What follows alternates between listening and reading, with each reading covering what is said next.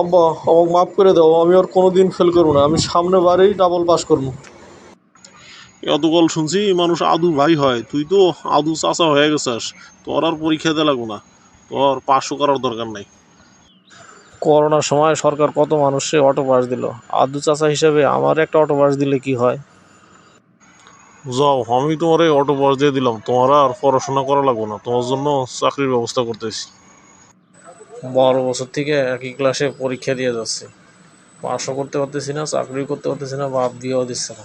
এবার যদি চাকরিটা হয় তাহলে তো বিয়ে করা যাবে, ভালোই হবে।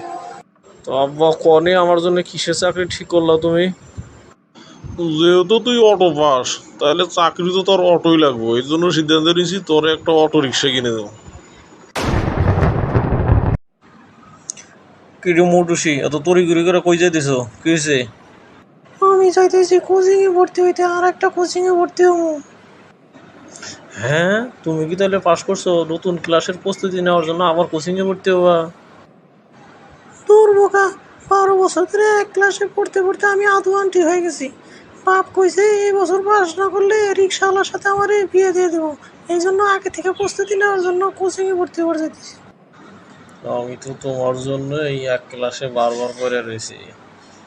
বাপও তো আমারে কইছে অটো রিক্সা কিনে দিব, আর পড়ালেখা করাবো না। তোমারও তো তোমার বাপে অটো রিক্সাওয়ালার কাছেই বিয়ে দিবার চেয়েছে, তাহলে তো খেল জমবো। যাই, বাপের কাছে যা কই গে, তাড়াতাড়ি অটো রিক্সা কিনে দাও, তাহলে তোমার বিয়ে করতে পারবো। এই তুমি কি ভাবতেছো এরকম করে? তার মানে তুমি এবার পাস করছো, এই জন্য মজায় আছো না?